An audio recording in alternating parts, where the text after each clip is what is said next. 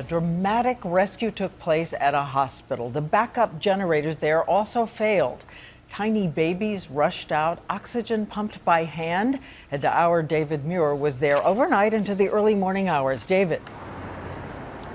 We're still here tonight, Diane. NYU Medical Center is the hospital in question, and I wanted to show you right here behind me. If you look up at the hospital, you can see it's still pitch black after those generators failed a little less than 24 hours ago. It was at that moment the respirators went down, the elevators jammed, and as you mentioned, Diane, when it came to the newborns, they turned to CPR bags to actually pump the air in themselves, those tiny little lungs, to keep the babies alive. When we arrived, all you could see was the outline of the hospital against a darkened sky. A lone flashlight up in one of the hospital rooms there as doctors and nurses rushed from patient to patient. Out front, ambulances. These images from my iPhone as we approached the hospital. Just one of the nearly 300 patients who were one by one brought out and taken to safety. From the sky, the ambulances lined up around the block from all over the city. And we're learning more tonight about the moment the lights went out, the moment those critical machines, the respirators, stopped.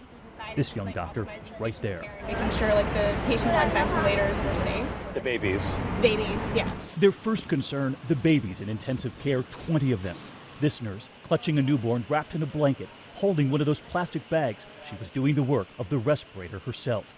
In fact, all of the nurses in that unit were doing what's called bagging the air, literally squeezing bags of air into those tiny little lungs, cradling the babies and carrying them 9 floors down. Another baby rushed out, dwarfed by the size of the gurney. Once outside, the bag replaced with oxygen brought in by the paramedics. An entire team surrounding one baby. In fact, a hospital source telling me tonight that's what they did the moment the power was cut off, dividing up into teams, surrounding one patient at a time, carefully bringing them down a darkened stairwell, carrying them on plastic sleds rushed in by the paramedics, flashlights, all they had to see their way. So there was literally a bunch of people who would just go with each patient to carry them down the stairs physically. They were pulled out on that sled, sliding along the hospital floor. One by one, we watched, still evacuating long after the sun came up. It's now 10 a.m. in the morning, and you can see there's still a line of ambulances all the way up the street here. This operation's been going on for 12 hours now. You can see them lining up still at the front entrance of the hospital here as they carefully bring the patients down. And late today, 15 hours after those evacuations began, they were done. And the president had learned of those heroic nurses and those newborns. During the darkness of the storm, I think we also saw what's brightest in America. Nurses at NYU Hospital carrying fragile newborns to safety.